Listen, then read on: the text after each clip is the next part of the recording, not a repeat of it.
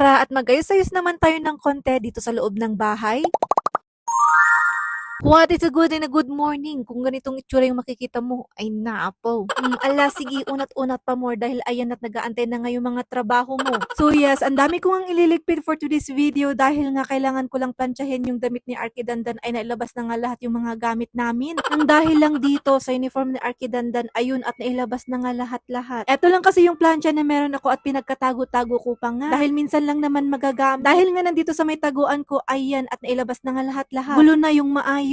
O di ayun, di milyonarya ulit ako sa gagawin. Eto pa nga, nag-aantay pa nga yung aking mga tupiin. Pero bago ko nga sisimulan yung aking mga trabaho, eto nga kailangan ko nga munang magpaganda. Dahil hindi na nga ako nagagandahan sa aking itsura. Inaabo na bumukha na akong bilasa. So ayun, para nga maging productive ako, maging maganda nga ako sa paningin ko. Eto at kailangan ko nga munang mag-lipstick para mabuhay-buhay yung aking mukha. Ay siya, nakakawalang gana naman kasing kumilos kapag nga nakikita mo yung mukha mo. Walang kaayos-ayos. Kaya ayan, mas inuuna ko nga munang ayusin ang mukha ko bago nga yung trabaho ko. O siya, dito na nga tayo sa aking ginagawa. Eto nga lang kasi yung plancha na meron ako ngayon dahil ngayong plancha namin ay kinuha na nga ng Nanay Rose. So eto na lang ang naiwan, ang steamer at nandito nga siya sa taas. Eto at malinis na ng kalat dahil nga na ay baba na lahat. Dahil dun ayun at nagbaba na nga rin dito sa baba yung mga trabaho ko. Abay kapag ganito wala na akong no choice kundi nga gawin ang mga ito. Sabay-sabay nga rin itong mga gagawan ko ng video kaya naman ito tatambak na din. Medyo marami-rami rin kaya naman alam nyo na trabaho ko to this week. Gagawan ko ng video, i-edit, i-voice over o diba? Apakatrabaho din kaya maging content creator, maging affiliate. Pero ang perks eto, may commission naman at libre naman ang mga ito. Wow! Eto nga tatapon nga itong dishwashing liquid pero hindi ko pa nga gagawan yan dahil nga nawalan ng stock. Eto naman sa taas namin, ayan nag-aantay din sila. Marami pang nag-aantay doon sa akin pero ito muna nga yung gagawin ko, magtanggal nga muna ng hanger. Pero tatanggalin lang muna, hindi mo na siguro ako makapagtutupi. Alam nyo naman, isang araw maglaba, isang araw magtanggal ng hanger. Tapos isang araw bago ulit